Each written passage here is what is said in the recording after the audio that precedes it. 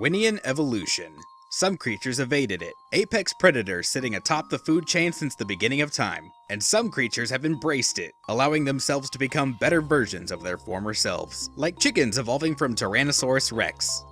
Okay, that's a bad example, but it is similar to the theory at hand. Thanks to MatPat over on Game Theory, we now have evidence to support that Darwinian evolution takes place within the Pokemon universe. But one theory stands above the rest for me. So, without further ado, ladies and gentlemen, let's talk Pokemon.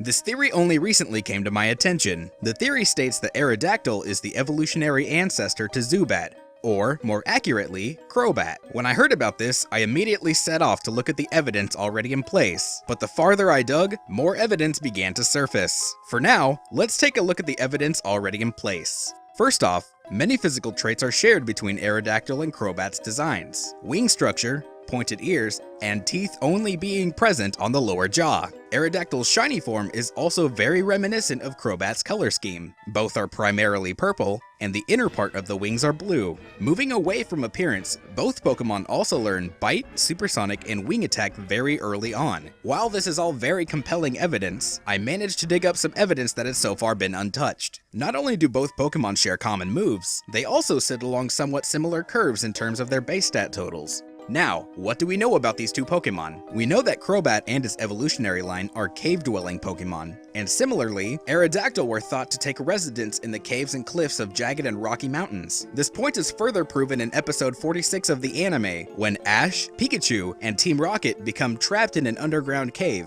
where they encounter an Aerodactyl that had been trapped in the cave since the age of prehistoric Pokemon. Not only that, but Aerodactyl were said to rule over the skies as kings and were perfectly suited as avid hunters. Their sharp, serrated teeth earned them the reputation of fierce carnivores, though there is evidence to support that Aerodactyl also ate fruit, making them omnivores. This is not unlike bats, which can eat both bugs and fruit. Now that we have the evidence, where does it tie into this theory? Going back to game theory, they theorized that the Pokemon world and our own world are one and the same, that humans evolved alongside Pokemon, or more pointedly, from Pokemon. This would mean that prehistoric Pokemon, such as Aerodactyl, would have been wiped out in the same way that prehistoric creatures in our world were wiped out. A meteor striking the Earth, kicking up countless tons of dirt and debris, and sending it into the atmosphere, blanketing the Earth and severely altering its climate, wiping out 3/4 of the existing species on the planet.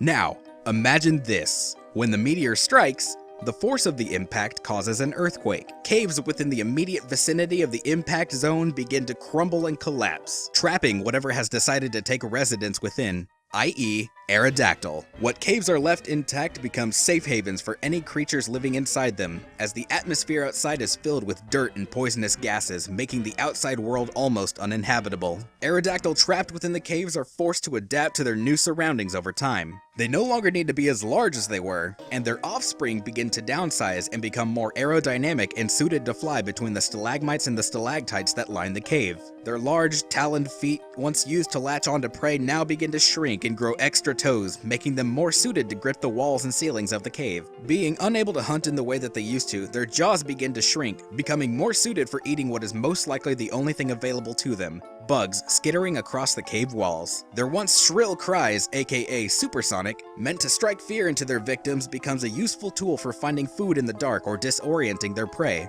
Their rock typing slowly changes to poison as their need to access rock-based attacks becomes unnecessary, and even poses a risk of damaging the caves that they now call home. The poison typing takes over as it becomes a useful tool in hunting in the dark caves. And finally, with limited to no light entering the cave, their skin begins to change, becoming more vibrant and easy to see against the bland cave walls, making them more fearsome to smaller prey. So what about Zubat and Golbat? Simple. Zubats, or in this case, baby Crobats, are much like baby bats in our world, mostly unable to fend for themselves and therefore don't require the need to see. As they develop and learn to fly, they flock in large numbers for safety and use their small fangs to feed on small bugs. As for Golbat, it's easy to pin the awkward middle stage label on it and call it a day, but its feet show its developing ability to latch onto cave ceilings, and its gaping mouth a sign of developing its jaws that it'll later use to prey on larger bugs than they have before. And there you have it. Like the T-Rex to the chicken, an apex predator once hailed as a king,